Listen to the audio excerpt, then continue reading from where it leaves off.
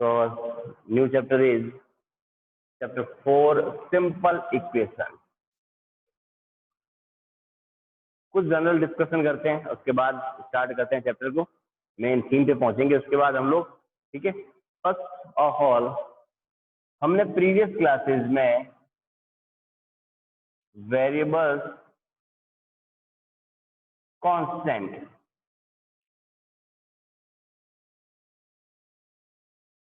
इन two words के बारे में डिस्कस किया हुआ है ना, कि वेरिएबल्स क्या होते हैं और कांस्टेंट वैल्यू क्या होती है। ठीक है, इसके बारे में हमने डिस्कस किया है। एक जनरल सा रिव्यू लेते हैं कि what is variables and what is constant.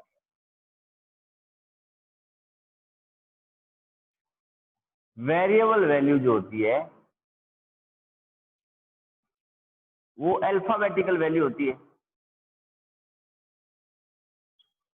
यानी जिसके साथ अल्फाबेट्स लग जाता है, यानी किसी न्यूमेरिकल वैल्यू के साथ अगर मैं अल्फाबेट्स को काउंट कर दूं, किसी न्यूमेरिकल वैल्यू के साथ अगर मैं अल्फाबेट्स को क्या कर दूं, काउंट कर दूं, ठीक है ना, तो क्या बन जाएगा मेरा, वो वेरिएबल्स काउंट होगा। जैसे मैंने लिखा, देखो 3x 4y -3z 3ab, ये जो लग रहा है ना पीछे x y z a b, that means alphabet, और इसको किसके साथ मिला दिया मैंने, एक इंटीजर वैल्यू के साथ कंबाइन कर दिया।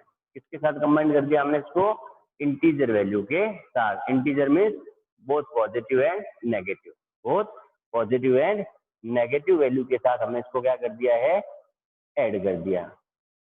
नेगेटिव वैल्यू और पॉजिटिव वैल्यू के साथ हमने क्या कर दिया है, ऐड कर दिया है। क्या सबकी वेरिएबल वैल्यू मतलब इंटीजर वैल्यू सेम थी क्या, नहीं थी, है ना। तो वेरिएबल्स की बात करेंगे तो इनकी वैल्यू जो होगी, न्यूमेरिकल वैल्यू डिफरेंट होगी। न्यूमेरिकल वैल्यू क्या होगी, डिफरेंट होगी, और उसके साथ में जुड़े हुए होंगे कौन, कि अल्फाबेट। कौन जुड़े हुए होंगे, अल्फाबेट। मान ली मैंने अगर सिर्फ ए लिख दिया तो आप कहोगे सर आपने तो क्या कहा था, न्यूमेरिकल वैल्यू होगी उसके साथ। यहाँ तो न्यूमेरिकल वैल्यू है ही नहीं, है बेटा, यहाँ कुछ नहीं है, इट मीन्स 1 है। यानी ये अकेला ए जो है वो किसको डिनोट कर रहा है, 1a को। यानी ए कितनी टाइम है हमारे पास, वहाँ 1 टाइम। ए कितनी टाइम है हमारे पास में, 1 टाइम है। ये किसको डिनोट कर रहा है, ए, 1a को। ठीक है, मैं अगर यहाँ यूं लिख देता 0a, इट मीन्स ये ए है ही नहीं। 0 मीन्स ये ए है ही नहीं।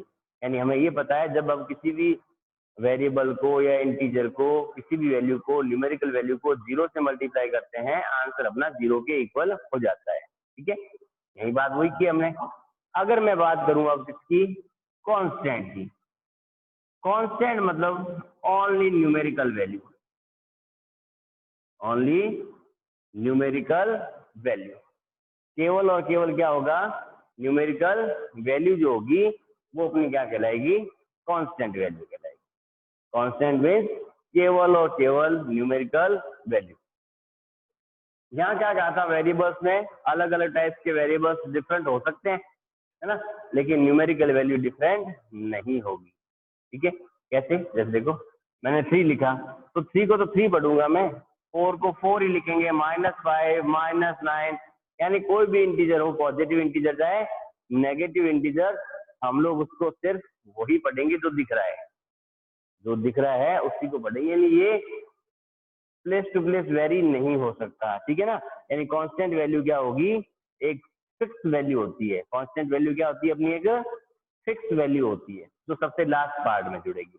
अगर मैं इन कांस्टेंट वैल्यू को और वेरिएबल्स को कंबाइन कर देता हूं, वेरिएबल्स और कांस्टेंट वैल्यू को अगर हम लोग कंबाइन कर दे तो हमारा चैप्टर के अकॉर्डिंग जो वर्ड बना था इक्वेशन, वो बन जाता है। यानी इक्वेशन क्या होगी, कि combination of variable and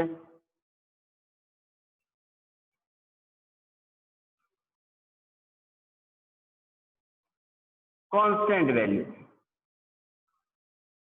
combination of या collection of variable and constant value. Equation has at least, यानी कम से कम एक वेरिएबल तो होना जरूरी है। जैसे मान ली लिखा मैंने 4x + 5 इज टू 3। मैंने कोई भी एक एग्जांपल लिया और उसमें लिखा मैंने 4x + 5 इज टू 3। अब इक्वेशन की बात कर रहे हैं, वेरिएबल्स हमने क्लियर कर दिया कि वेरिएबल कौन था जिसके पास अल्फाबेटिकल वैल्यू थी और उसके साथ में कोई भी न्यूमेरिकल वैल्यू होनी जरूरी थी। कांस्टेंट वैल्यू क्या थी? केवल फिक्स वैल्यू, कोई भी fix value, just like 5, 9, -3, -4 everything. ठीक है, मेन बात करते हैं हम लोग इक्वेशंस के बारे में। तो इक्वेशन इज ए कलेक्शन कह दूं, कॉम्बिनेशन कह दूं, कॉम्बिनेशन कह दो, कलेक्शन कह दो, collection of variables and constant value. Collection of variables and constant value जो होती है वो हमारी क्या कहलाती है? इक्वेशन कहलाती है। इक्वेशन में हमेशा 2 पार्ट्स होंगे। फर्स्ट, ये तो देखो इक्वल का साइन दिख गया, कौन दिखा मैं? Sign of equal. एक तो इक्वल से पहले का पार्ट, एक इक्वल के बाद का पार्ट। ठीक है, इक्वल से पहले का part LHS, that means left hand side, and equal के बाद का part RHS, that means right hand side.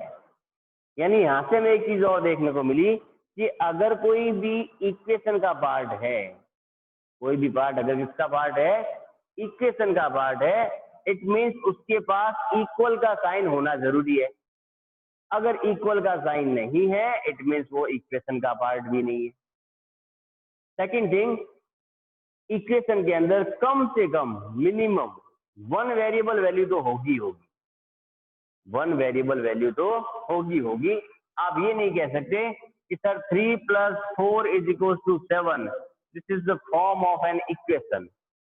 This is the form of an equation. 3 + 4 = 7 हमारा किसी इक्वेशन का पार्ट है। हम लोग ऐसा नहीं कह सकते इसमें। क्यों नहीं कह सकते? क्योंकि इसके पास एक वेरिएबल वैल्यू नहीं है। यानी चाहे LHS में हो चाहे RHS में हो, दोनों में से किसी एक पार्ट में न्यूमेरिकल वैल्यू के साथ साथ, यानी कांस्टेंट वैल्यू के साथ साथ वेरिएबल वैल्यू भी होनी जरूरी है। अगर वेरिएबल वैल्यू उसके पास नहीं है, इट मीन्स वो इक्वेशन का पार्ट नहीं है। सेकेंड थिंग, इक्वेशन है, इट मीन्स इक्वल का साइन बनेगा। इक्वल इक्वेशन है, इट मीन्स हमारे पास में इक्वल का साइन भी बनता है। ठीक है, आई बात समझ में? इक्वेशन है, इट मीन्स उसमें क्या बनेगा? इक्वल का साइन। 1 वेरिएबल कम से कम होना जरूरी है। 1 वेरिएबल कम से कम होना जरूरी है। और सबसे बड़ी मोस्ट इंपॉर्टेंट थिंग कि अगर मैं 4x + 5 = 3 लिखा, मैंने अगर एक कोई एग्जाम्पल लिया, मैंने 4x + 5 = 3 लिखा है, तो मैं इस इक्वेशन को ये भी लिख सकता था कि 3 = 4x + 5। यानी अगर मैं इनको आपस में इंटरचेंज कर देता हूं, आपस में क्या कर देते हैं? अगर हम लोग आपस में इसको इंटरचेंज कर देते हैं, यानी LHS की जगह पर RHS और RHS की जगह पर हमने अगर LHS डाल दिया है, तो एक्सप्रेशन बदल दिया मैंने। केवल क्या बदला है? एक्सप्रेशन चेंज कर दिया है, सॉल्यूशन चेंज नहीं होगा। ठीक है, सॉल्यूशन चेंज नहीं होगा। बात ध्यान से सुनते रहना क्या क्या कह रहा हूं मैं। अगर उनमें कोई कमी आ गई, इट मीन्स आपने इक्वेशन को गलत प्रूव कर दिया है ना। यानी एक एग्जांपल और लेते हैं और जो अब तक बोला उसको रिपीट करते हैं। चलो लेते हैं एग्जांपल। 4x - 7 = 21।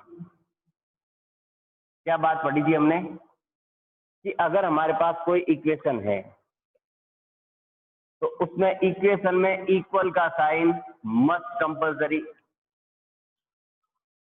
ठीक है। इक्वल से प्रीवियस पार्ट और इक्वल के आफ्टर का पार्ट। प्रीवियस पार्ट बनता है अपना LHS और आफ्टर का पार्ट बनता है RHS, left hand side and right hand side, ठीक है। इक्वेशन के पास कम से कम एक वैल्यू वेरिएबल वैल्यू होगी, कम से कम एक वैल्यू क्या होगी, वेरिएबल वैल्यू उसमें काउंट होगी। अगर वेरिएबल नहीं है इट मीन्स वो इक्वेशन का पार्ट नहीं है, यानी हम लोग केवल इसको कि 7 - 11 = 3, मैं इस पार्ट को एक इक्वेशन का पार्ट नहीं कह सकता। क्यों नहीं कह सकता? क्योंकि इसके पास में वेरिएबल वैल्यू नहीं, इसके पास वेरिएबल वैल्यू नहीं है, तो this is not an equation, ठीक है। इक्वेशन होगी इसमें हमारे पास वेरिएबल, वेरिएबल किसको डिनोट करता था आपने, अल्फाबेटिकल वैल्यू को, है ना। जिसके पास अल्फाबेट्स है वो वेरिएबल है, जिसके पास क्या है, अल्फाबेट्स है, वो हमारा क्या है, वेरिएबल है, ठीक है। क्लियर है बात यहाँ तक। उसके बाद मैंने क्या कहा, क्या आप आपस में इंटरचेंज कर सकते हो, यानी LHS को RHS बना सकते हो, RHS को LHS बना सकते हो, यानी पूरा का पूरा पार्ट रोटेट हो जाएगा।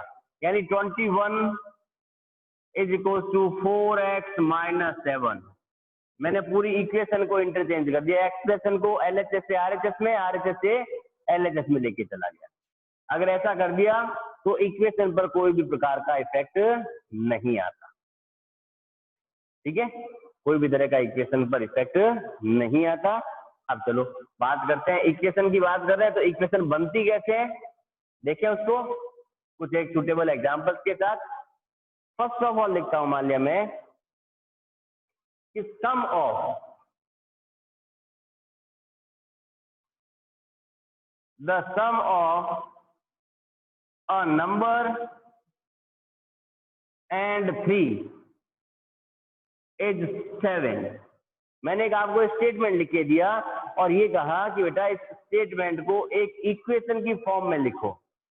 स्टेटमेंट को कैसे लिखो, इक्वेशन की फॉर्म में, ठीक है, इक्वेशन की फॉर्म में। क्वेश्चन पढ़े, द सम, सम का मतलब क्या होता है, ऐड करना। किसको ऐड करूं, अ नंबर, यानी हमारे पास कोई एक नंबर है, कोई एक नंबर है।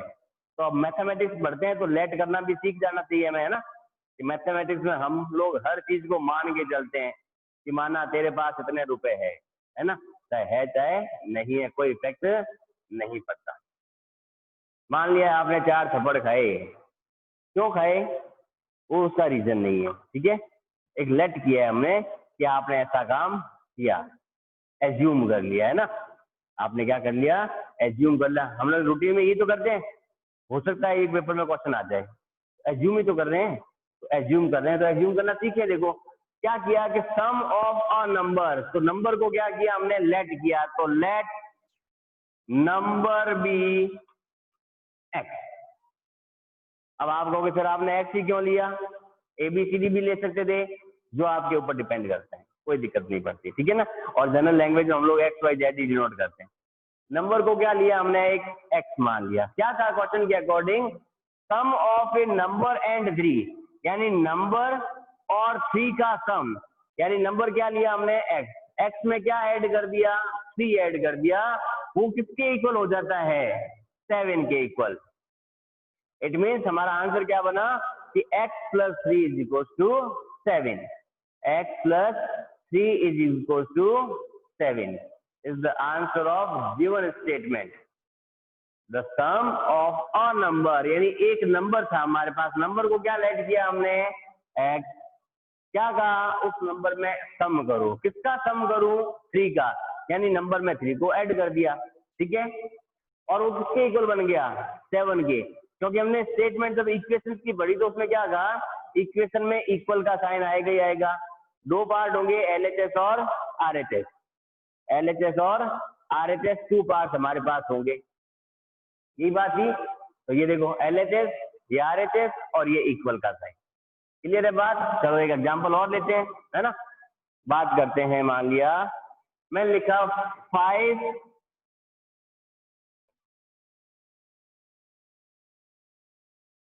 subtracted from y is 10. 5 subtracted from y, क्या करना है? 5 को सब्ट्रैक्ट करना है। किस में से सब्ट्रैक्ट करना है? y में से। तो ये रहा देखो, y बड़ा हो गया और y में से सब्ट्रैक्ट कर दिया, यानी माइनस कर दिया। कितना माइनस किया हमने? 5 माइनस किया, तो आंसर मिला मुझे 10। तो y minus 5 is equal to 10। आई बात समझ में? यानी ये हम क्या कर रहे हैं, स्टेटमेंट की फॉर्म को इक्वेशन की फॉर्म में कन्वर्ट कर रहे हैं, यानी काम अपना आसान हो रहा है। जो काम हम लोग 3 to 4 लाइन्स में लिखते थे, वो 1 लाइन के भी कुछ एक पार्ट में कंप्लीट कर देंगे। ठीक है, चलिए नेक्स्ट एक एग्जांपल और देखते हैं, है ना। मान ले लिखा मैंने 10 टाइम्स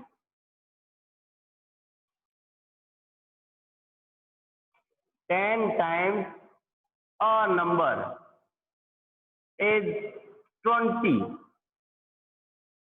10 टाइम्स, टाइम्स का मतलब मल्टीप्लाई, है ना। टाइम्स का मतलब क्या कर देंगे हम लोग? मल्टीप्लाई कर देंगे। क्या करेंगे? Multiply 10 times. तो ये 10 किससे मल्टीप्लाई कर रहा है? एक नंबर से, है ना। नंबर को तो लेट करना बता दिया था हमने, let number be X Y Z, कुछ भी ले लो। मान लिया कोई भी नंबर है, उस नंबर का 10 टाइम्स, तो 10 मल्टीप्लाई नंबर को मान लिया मैंने ए ले लिया यहाँ पर, वो किसके इक्वल बन गया? 20 के। अब जब देखो न्यूमेरिकल वैल्यू और वेरिएबल वैल्यू हमारे पास पास पास पड़ी है, तो मल्टीप्लाई साइन बीच में लिखने की जरूरत होती नहीं है, डायरेक्ट 10a लिख सकते हैं हम लोग। वो किसके इक्वल आ जाएगा? अपना 20 के। तो इक्वेशन क्या बनेगी कि 10a is equal to 20। 10a is equal to 21। ठीक है, 10a इज इक्वल टू 20। चलिए कुछ एक एग्जाम्पल्स और लेते हैं इसके, है ना, क्योंकि मैथमेटिक्स है, कोई जरूरी नहीं है कि एक बार में एक बात समझ में आ जाए। कोशिश करते हैं और एग्जाम्पल्स लेने की। मैं लिखा, मान लिया 3/4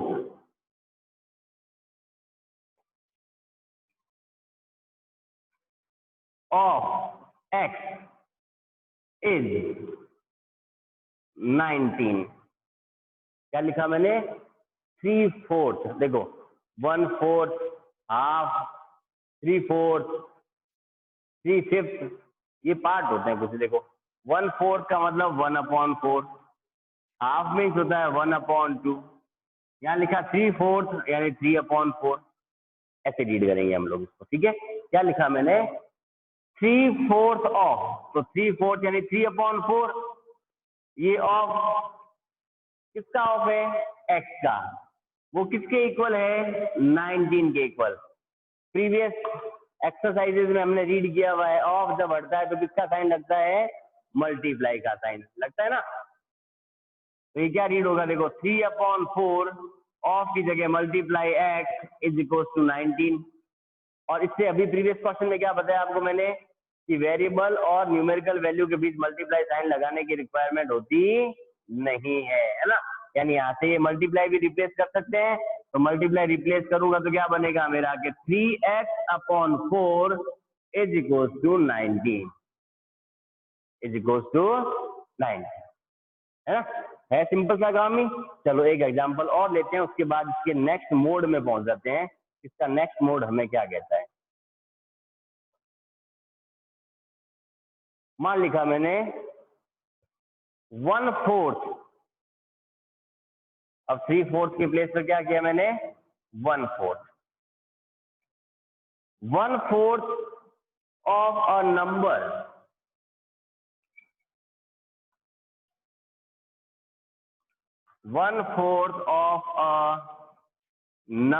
is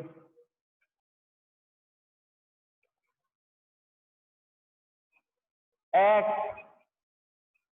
-4 इज, मान लिया एग्जाम्पल दे दिया मैंने 4, इज कह दूं या गिव कह दूं, बात एक ही है। ठीक है, क्वेश्चन क्या कह रहे, रीड करें अच्छे से। 1/4 of a number 1/4 of a number, it mean 1/4x हो गया ना। अब मैंने पूरी वो लिखा नहीं स्टोरी कि ऑफ हटेगा तो मल्टीप्लाई का साइन आता है, फिर ऐसे लिखेंगे, ठीक है। वो एक बार बात डिस्कस कर ली हमने। 1/4 ऑफ ए नंबर, तो 1/4x -4 यानी उसमें से माइनस कर दूं किसको, 4 को, gives 4। 1/4 of a number x -4, यानी कोई नंबर था, उस नंबर का 1/4 लिया तो 1/4x बना। उसमें से हमने क्या किया, माइनस किया। कितना माइनस किया हमने, 4 माइनस किया, तो आंसर कितना मिला मुझे, 4 माइनस मिला, ठीक है। एक एग्जांपल और ले लेते हैं इसका। मान लिया मैं लिखता हूं, इफ यू ऐड, अगर तुम ऐड करते हो किसको, 6 को, to the 1/3 of 9 gives 7। If you add, अगर तुम ऐड करो, किसको ऐड करो, 6 को, किसमें ऐड करो, टू द 1/3 ऑफ 9। तो देखो 1/3 यानी 1/3 ऑफ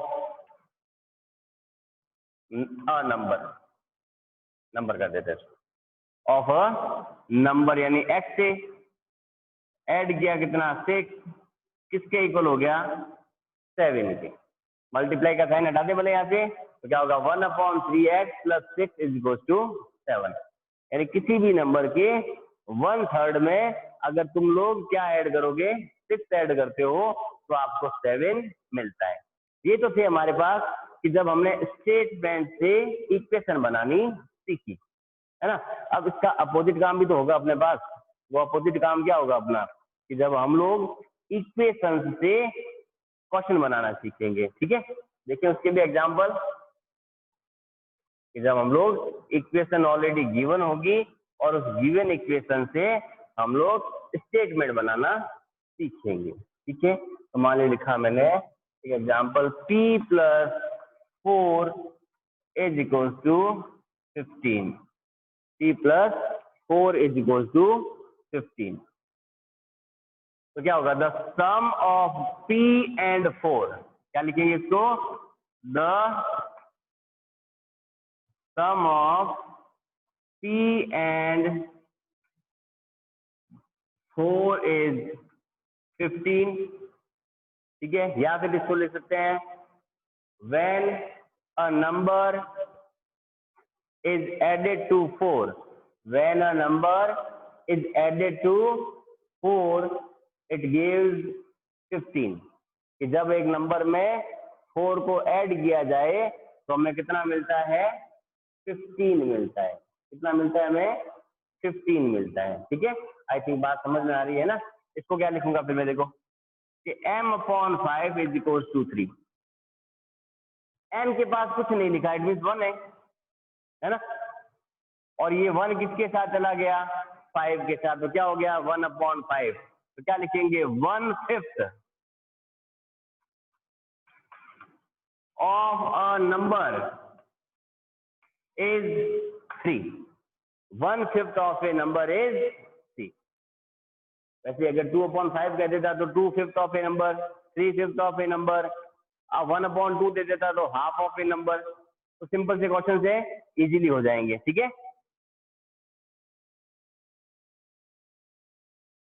नेक्स्ट क्वेश्चन की बात करें तो उसमें चेक करते हैं, देखो